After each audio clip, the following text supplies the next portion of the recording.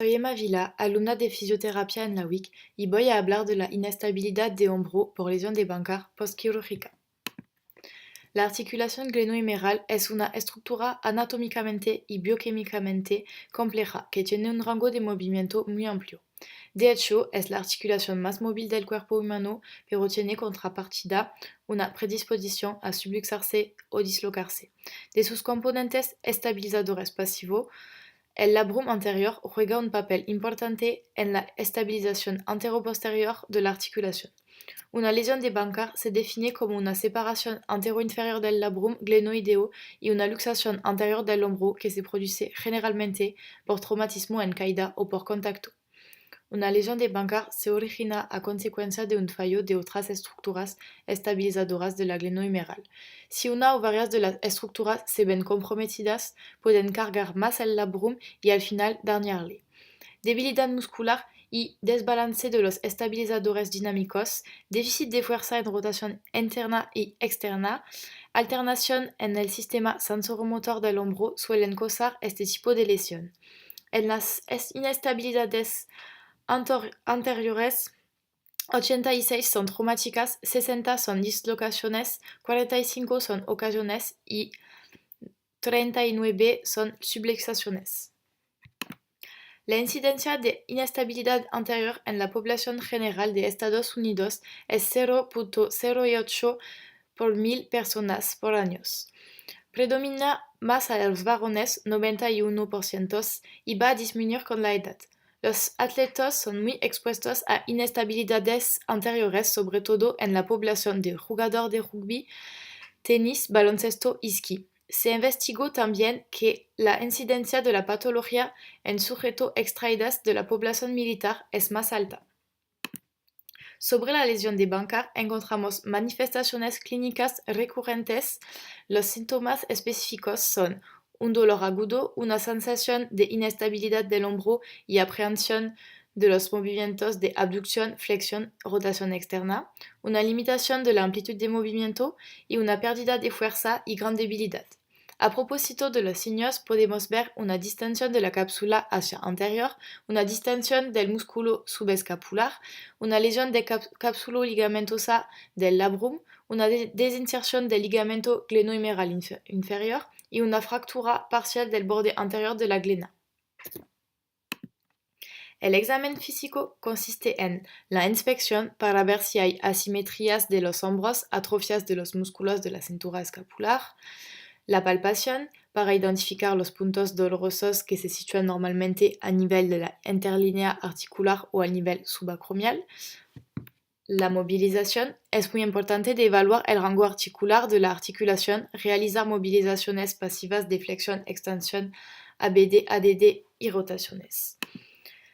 Después se realizan varias pruebas de puesta en tensión en distintas direcciones para comprobar la estabilidad articular en tanto provocar una translación excesiva o la aprehensión del paciente. Entre todos, la prueba de provocación anterior, el test de recolocación, la prueba de carón anterior y el list-off del test de Gerber. Es también importante de realizar pruebas complementarias como una radiología. Tras selecciones y realizaciones de la operación quirúrgica adecuada, el periodo de rehabilitación empieza para mantener y aumentar la estabilidad articular. Por la educación en fisioterapia de nuestra patología tenemos los siguientes objetivos: disminuir el dolor, el edema, atenuar la inflamación, avisar los rigidez, asegurar la reparación anatómica, mantener la amplitud de movimiento, relajar la musculatura del hombro progresivamente, trabajar y mejorar la musculatura de los principales estabilizadores, cuidar el reacondicionamiento general del tronco de los miembros inferiores y cardiorrespiratorios, la restauración de la estabilidad anterior y optimizar la sensoriomotricidad.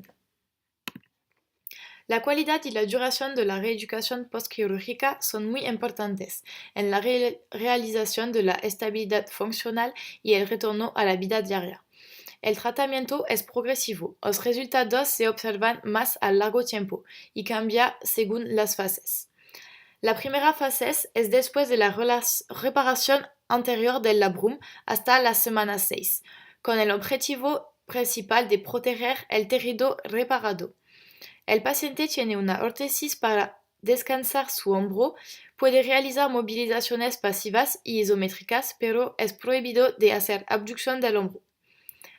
La fase 2 es entre la 7 y la 12 semana, con la cual los tejidos no han sido reparados completamente. El objetivo es aumentar progresivamente y activamente la amplitud de movimiento. Por eso realizamos ejercicios de fortalecimiento del manguito rotador, rotaciones a 90 grados de abducción y entrenamiento con restricción del débito sanguíneo y con electrosimulación.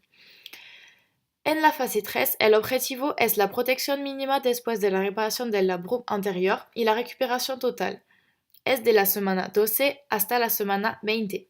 Los ejercicios utilizados son ejercicios pilométricos y de fortalecimiento. Después, si el paciente ha recuperado todas sus capacidades, puede volver a la actividad deportiva. Debemos considerar que existe variabilidad del protocolo de reeducación.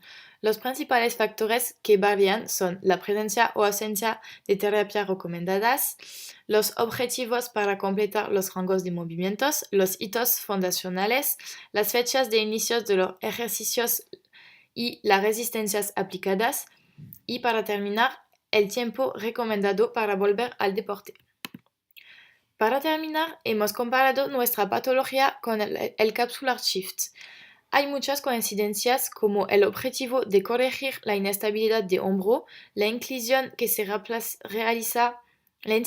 realiza por dos partes, posterior para la introducción de la artroscopia y anterior para hacer la sutura.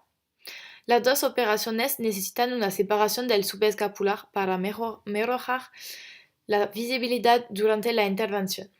Encontramos también diferentes importantes que son el lugar de la estructura dañada, el labrum para la lesión de Bankart y la cápsula articular para el capsular shift.